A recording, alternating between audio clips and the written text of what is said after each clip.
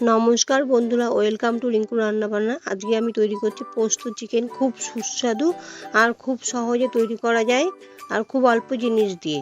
আমরা সবাই জানি পোস্ত জিনিসটা কিন্তু খুব উপকারী, সেই জন্য পোস্ত দিয়ে তৈরি করলে এটা খুব সহজে হজম হবে, শরীরের পক্ষে খুব ভালো। আর চিকেনটা আমরা প্রতিদিন খাই, এই জন্য নানা রকম রেসিপি আমি শেয়ার করছি আপনাদের সঙ্গে, আপনাদের উপকারের জন্য।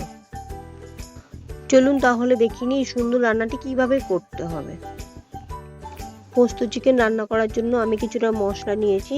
রসুন বাটা নিয়েছি, আদা বাটা নিয়েছি, জিরে গুঁড়ো নিয়েছি, ধনে গুঁড়ো নিয়েছি, হলুদ গুঁড়ো নিয়েছি, লঙ্কা গুঁড়ো নিয়েছি, নুন নিয়েছি আর নিয়েছি সর্ষের তেল।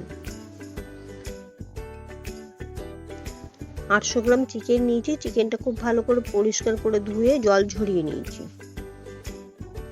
চিকেন ম্যারিনেটের জন্য সমস্ত মশলাগুলো চিকেনের ভেতরে দিয়ে দিলাম। 2 চামচ রসুন বাটা, 1.5 চামচ আদা বাটা, হলুদ গুঁড়ো 1 চামচ, জিরে গুঁড়ো 1 চামচ, 1 চামচ রোস্টেড ধনে গুঁড়ো 1 চামচ আর হাফ কাপ তেল নিয়েছি। তেলটা আমি দিয়ে দিলাম। চিকেন রান্না করতে তেলটা একটু বেশি দিতে হয়, এই জন্য তেল দিয়েছি বেশি একটু। দই নিয়েছি, টক দই ফেটিয়ে ভালো করে 3 টেবিল স্পুন। হাত দিয়ে খুব ভালো মতো ম্যারিনেট করে নিচ্ছি চিকেনটা মশলার সাথে। চিকেনটা আমার খুব ভালো মতো ম্যারিনেট হয়ে গেছে। আমি এটা 1 ঘন্টার জন্য রেখে দেবো ঢাকা দিয়ে। ফ্রিজে রাখবো না, আপনারা যদি 2 ঘন্টা রাখেন তাহলে ফ্রিজে রাখতে হবে। গ্যাসে একটা কড়াই বসিয়েছি। কড়াইটা খুব ভালো মতো গরম হওয়ার পরে 3 চামচ সর্ষের তেল দিয়ে দিলাম। তেল ভালো মতো গরম হওয়ার পরে হাফ টিস্পুন সাদা জিরে দিলাম, 2টো তেজপাতা দিলাম। তেজপাতা জিরে দেওয়ার পরে 2টো শুকনো লঙ্কা দিয়ে দিলাম তেলের ভেতরে। গোটা গরম মশলা দিলাম আর 2টো পেঁয়াজ গ্রেট করে নিয়েছি বড় দেখে, মানে 150 গ্রামের সেই পেঁয়াজ বাটাটাও আমি দিয়ে দিলাম তেলের ভেতরে। গ্যাসটা লো ফ্লেমে রেখে 2 মিনিট মতো সাঁতলে নেব পেঁয়াজ বাটাটা।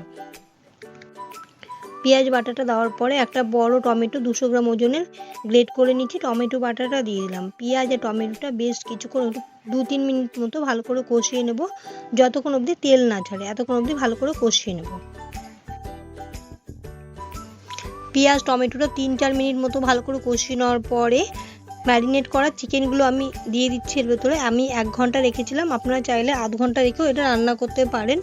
আবার যদি মনে করেন 2-3 ঘন্টাও রেখে দিতে পারেন, কোনো অসুবিধা নেই, কিন্তু সেক্ষেত্রে কিন্তু ফ্রিজে রাখতে হবে, নইলে চিকেনটা খারাপ হয়ে যেতে পারে। সমস্ত চিকেনগুলো দিয়ে দেওয়ার পরে আমি একটু ভালো করে কষিয়ে নিচ্ছি 10 মিনিট মতো, গ্যাসটা লো টু মিডিয়ামে রেখে। চিকেনটা খুব ভালো মতো কষানো হয়ে গেছে, চিকেন থেকে তেল বেরিয়ে এসছে দেখা যাচ্ছে। আমি বেশ কিছুটা পোস্ত বেটে নিয়েছি, পোস্ত বাটাটা দিয়ে দিলাম। 3 টেবিল স্পুন পোস্ত গরম জলে ভিজিয়ে রেখেছিলাম পোস্তটা, তারপরে আমি ভালো করে বেটে নিয়েছি। পোস্ত বাটাটা আমি এর ভেতরে দিয়ে দিলাম। পোস্ত আধ ঘন্টা আগে ভিজিয়ে রেখেছিলাম গরম জলে, তারপরে বেটে নিয়েছি ভালো করে। পোস্ত বাটাটা দিয়ে দিলাম, দিয়ে ভালো করে একটু কষিয়ে নিচ্ছি। পোস্ত আগে দিতে নেই, কারণ তাহলে পোস্ত গুণটা নষ্ট হয়ে যায়, এই জন্য দেরিতে দিয়েছি। পোস্ত দেওয়ার পরে 3-4 মিনিট মতো ভালো করে কষিয়ে নিলাম, কারণ চিকেনটা ভালো করে কষালে কিন্তু টেস্টটা ভালো হয়। পোস্ত বাটিটা ধুয়ে সামান্য একটু জল দিয়ে আবার একটু কষিয়ে নিলাম। চিকেনটা খুব ভালো মতো কষানো হয়ে গেছে, কালার দেখেই বোঝা যাচ্ছে, আর ভালো মতো সেদ্ধও হয়ে গেছে। আমি কিছুটা গরম জল নিয়েছি, 1 কাপ মতো গরম জল দিয়ে দিলাম, কারণ খুব বেশি গরম জল দেব না, আর বেশি পাতলা হলে কিন্তু এই গ্রেভিটা ভালো লাগবে না, একটু মাখা মাখা হলেই ভালো লাগবে। আমি যেটুকুখানি জল দিয়েছি তাই একটু ফোটালে পরেই জলটা টেনে যাবে আর খুব সুন্দর ঘন হয়ে যাবে, খেতে খুব টেস্ট হবে। জল দেওয়ার পরে আমি 3-4 মিনিট একটু হাই ফ্লেমে রেখে ফুটিয়ে নেব। স্বাদ অনুযায়ী সামান্য একটুখানি নুন দিয়ে দিলাম। চিকেন ম্যারিনেট করার সময় আমি অনেকটা পরিমাণে মানে স্বাদ অনুযায়ী নুন দিয়েছিলাম জন্য এখন আর বেশি নুন দিলাম না। চিকেনের গ্রেভিটা চেখে দেখেছি সামান্য একটু কম হয়েছে জন্য আমি সামান্য নুন দিলাম। দেওয়ার পরে মিশিয়ে নিলাম।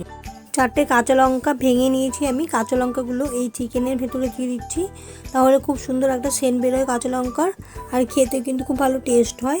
কাঁচা লঙ্কা দেওয়ার পর আবার একটু 3-4 মিনিট মতো ফুটিয়ে নেব হাই ফ্লেমে। 3-4 মিনিট ভালো মতো ফোটানোর পরে চিকেনটা হাফ টিস্পুন গরম মশলা গুঁড়ো নিয়েছি, গরম মশলা গুঁড়োটা ছড়িয়ে দিলাম। গরম মশলা গুঁড়ো দেওয়ার পরে 2-3 মিনিট মতো একটু ফুটিয়ে নেব চিকেনটা। রান্নাটা কিন্তু আমার কমপ্লিট হয়ে গেছে আর গ্রেভিটাও টেনে গেছে।